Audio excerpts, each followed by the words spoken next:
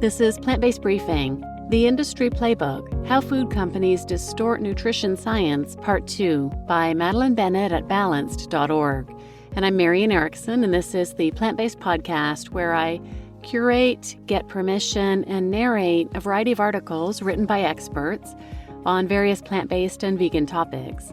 And today is a two-parter because I usually try to keep each episode to about 10 minutes or less, and this one's a bit longer. So go back to yesterday's and listen to that first, and then jump back here for part 2, the second half of the article. And now let's get to today's plant-based briefing. The Industry Playbook, How Food Companies Distort Nutrition Science, Part 2, by Madeline Bennett at balanced.org. New peer-reviewed investigations into industry funding and bias in nutrition research are beginning to paint a clearer picture of the effects of conscious and unconscious bias. Take this example from the PLOS Medicine article in which researchers looked at funding and bias in studies on sugary beverages. A study was 5 times more likely to not find a link between sugary drinks and weight gain when there were financial conflicts of interest present. In yet another PLOS Medicine article on funding sources in nutrition studies, researchers found that among over 100 studies, 0 industry-funded studies reported unfavorable conclusions. Compare that to 37% of studies with no industry funding reporting conclusions unfavorable to the food industry. Nutrition science journals and professional organizations have also been called out for their uncritical acceptance of food industry involvement in science and policy. In a PLOS One article looking at nutrition journals' practices, authors concluded that in studies with food industry involvement, 55.6% reported findings favorable to relevant food industry interests, compared to 9.7% of articles without food industry involvement. And industry-backed studies aren't rare. Over 13% of studies published in the top 10 nutrition science journals were affiliated with the food industry. The Journal of Nutrition may be the worst offender, with roughly 30% of its published studies in 2018 having been funded by food manufacturers. A Scientific American reporter reached out to the journal's editor-in-chief, who commented that it's not appropriate to discriminate based on funding source, especially since government funding has dropped off in recent decades. If the buck doesn't stop with the peer-reviewed journals, where does it stop? Apparently not with professional associations like the American Society for Nutrition, which publishes the Journal of Nutrition, and the Academy of Nutrition and Dietetics, which are deeply entrenched in corporate money. In the case of the Academy of Nutrition and Dietetics, an investigation found that the organization has invested funds in corporations such as Nestle, PepsiCo, and pharmaceutical companies, has discussed internal policies to fit industry needs, and has had public positions favoring corporations. Despite mounting evidence that corporate money biases study outcomes, far too many academic institutions continue to turn blind eyes to the biasing effects of funding source.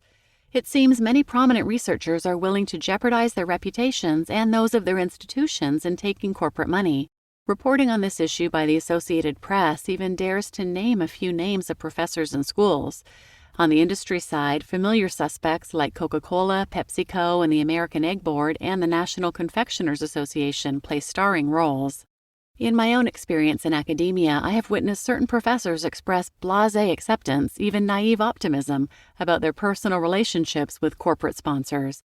I distinctly remember one researcher arguing that the leadership at PepsiCo really does want to help solve childhood obesity, minus the part of the solution that requires the company to lose money. In another instance, I heard one of the most prominent figures from my alma mater say there's no use trying to exclude corporations from the conversation on nutrition policy. I find this tragic, but the federal government may be the biggest disappointment of all. As Nestle describes in Unsavory Truth, departments of agriculture actively abet industry-funded research through what's known as checkoff programs. These are USDA programs meant to facilitate the marketing of and research on commodities like meat and dairy, with the aim of boosting demand. Examples of checkoffs include the National Pork Board and the Cattlemen's Beef Board. In association with other industry partners, these boards put out feelers for research proposals designed to fish for any health benefits of their products. These efforts have been especially important as of late, since the World Health Organization formally recognized red and processed meats as carcinogens. Unsurprisingly, beef industry-sponsored research, enabled in part by the USDA, has found no link between meat intake and cancer. Although this summary captures just a glimpse of the corporate influence in nutrition science and policy, I do not want to cast an entirely negative light on the state of nutrition research. The majority of the science is free from industry bias, and a high standard for rigor and integrity remains the norm. How then can we tell the good from the bad in nutrition science? Some distinguishing characteristics of good nutrition science include a very large sample size, example tens of thousands of participants, a focus on dietary patterns rather than single foods or products, and a longer study duration. While good nutrition science doesn't necessarily have to have all of these elements, they make for a useful reference. Always check for disclosures of conflicts of interest. Sometimes this requires verification through an internet search, since oftentimes relevant disclosures aren't listed. And if a study is focused on a single food or nutrient, make sure the study is appropriately randomized, blinded, and has a comparison group that wasn't picked just to make the food or nutrient look better than it really is. All this to say, both skepticism and open-mindedness are needed in balance when evaluating nutrition studies. When in doubt, reach out to a nutrition scientist you trust.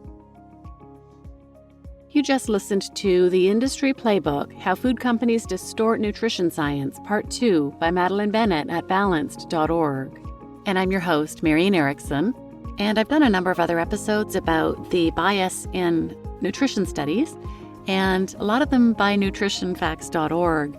I'll list some of them in the show notes, but if you want to look for them, they're episodes 92, 118, 246, 265, 302, and 303 are some good ones. And please share this episode with anyone who might benefit, and thanks for listening.